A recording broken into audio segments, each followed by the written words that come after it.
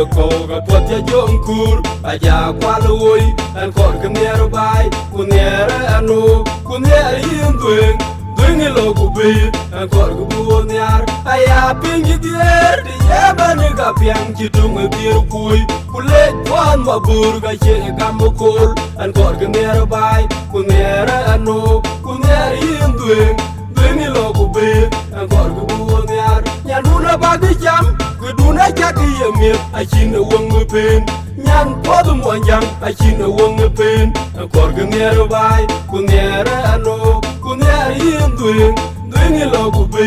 an kor gubu nyar Tingan pion ya in tibi adung in biya chadwa di chinen chol an kor kemero bai kunere anu kunere yindwen Dwingi logu bi an kor gubu nyar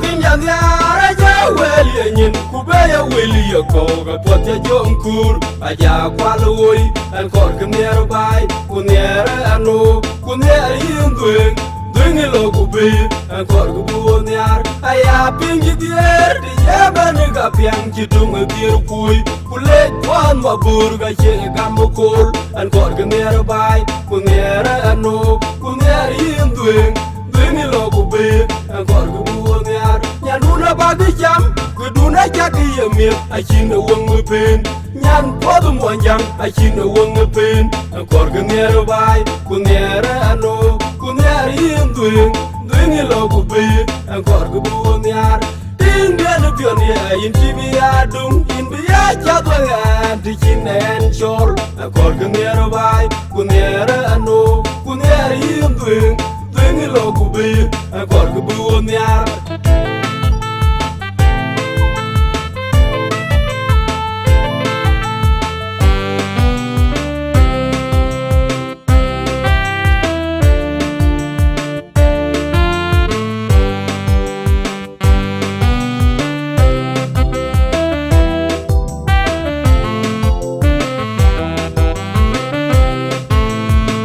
Tinyan yara ja weli nyin kubeya weli ya ko ga pot ya jom kur aja kwalui an kor kemero bai kunere anu kunere yindwen Dwingi logu bi an kor gubu nyar aya pingi dier di yabani ga piang chitung dir kui kule twan mabur ga che gamukul an kor kemero bai kunere anu kunere yindwen Dwingi logu bi an kor gubu nyar nyanuna bagi jam kuduna chaki yemir achin wong pen nyan podum wanjang achin wong pen an kor kemero bai kunere anu kunere yindwen Dwingi logu bi an kor gubu nyar Tingan pion ya in tibi adung in biya chadwa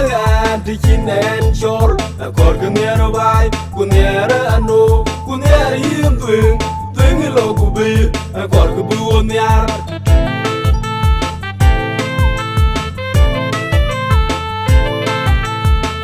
Tinyan yara ja weli nyin kubeya weli ya ko ga pot ya jom kur aja kwalui an kor kemero bai kunere anu kunere yindwen Dwingi logu bi an kor gubu nyar aya pingi dier di yabani ga piang chitung dir kui kule twan mabur ga che gamukul an kor kemero bai kunere anu kunere yindwen Dwingi logu bi an kor gubu nyar nyanuna bagi jam kuduna chaki yemir achin wong pen nyan podum wanjang achin wong pen an kor kemero bai kunere anu kunere yindwen Dwingi logu bi an kor gubu nyar Tingan pion ya in tibi adung in biya chadwa di chinen chol an kor kemero bai kunere anu kunere yindwen Dwingi logu bi an kor gubu nyar